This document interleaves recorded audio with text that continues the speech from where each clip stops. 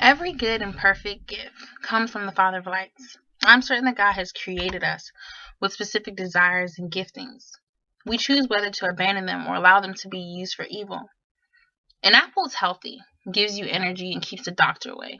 But if the apple is never eaten or used, then it'll just become rotten and it'll have to be thrown away. Well, the same goes for our lives. We can use our gifts and desires to bring health, give life, hope, and love to the world, or we can allow our lives to just expire and never impact anyone or anything positively. I grew up playing teacher with stuffed animals and singing to my grandmother in the comfort of my home. In the night, I became an action-packed girl and saved the world alongside my brother. We were the infamous Tom and JC. I look forward to marriage like my mom and dad's, one that evolved around faithfulness, love, and family. That was life. Then I stepped into my adolescent years where influences began to change and the influences were no longer coming from the kindergarten classroom. I began to read books that talked about relationships, heartbreak, cheating, promiscuity, and this really darkened the bright hope that I had for the future. By the time I had gotten into my early teens, I was hiding something deep inside that was behind a huge wall. I couldn't be vulnerable to the essence of love. I didn't know what love looked like anymore. My eyes were no longer innocent. I was scared and insecure of what people might think of me. My flesh went up the mountain in search of the golden water, but it was turned into stone by the voices saying, "You're not beautiful enough. You don't look like a model. Look around you. True love doesn't exist. Just throw away the idea of happily ever after. Have fun. Be promiscuous. Stop worrying about everyone else. Just worry about yourself." Now it was all about me. The safest thing was to lock my heart up and my emotions, never thinking too much about anyone other than myself. But deep behind the wall was always a part of me that loved peacemaking and helping people out. I decided that I would become an engineer. That way I can satisfy the voice that wanted to help out and satisfy my flesh that needed to be steamed by my success. So I ended up in the top percentile of my graduating class. I was class secretary, varsity soccer captain. One of the best engineering schools in the country had accepted me, and I had a boyfriend that was bound to be successful. I was beauty and brains. I knew I would travel the world, help some people out, make a lot of money, and hopefully get married to this guy, despite the unfaithfulness we held. When I came to college, I encountered love in its purest form.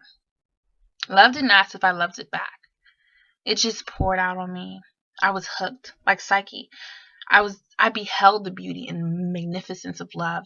I needed to have it. I was pricked by the arrows and wanted more.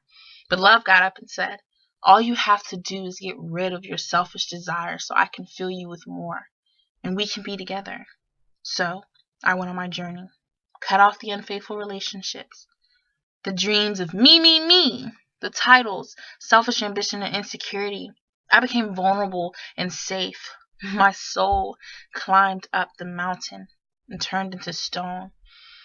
No longer do I abide in my emotions. Love is more than an emotion. Love is a choice. My journey with love has led me to a place where I'm laid down desperately anticipating my love to be poured out. We often run away from where we started, but end up coming right back, just like the younger brother.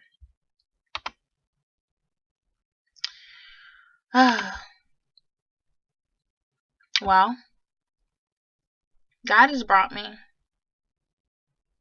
back to a place where my desires in teaching, singing, and saving the world are defined and purely from a place of love. Now He's magnified the results of these desires to bring peace and justice to those that are held hostage in the cares and abandonment that the world brings. So I will travel, but not for my own vacation. Instead, I will travel to the darkest parts of the world and release the love that has poured into me, a longing to see love ravish the hearts of those that are hurting physically and internally. I will teach those children that have been abandoned, trafficked, beaten, and homeless. I will sing to the multitudes and profess that love redeems and sees no fault in those that turn to Him. I'll be that action-packed hero that saves the world one soul at a time.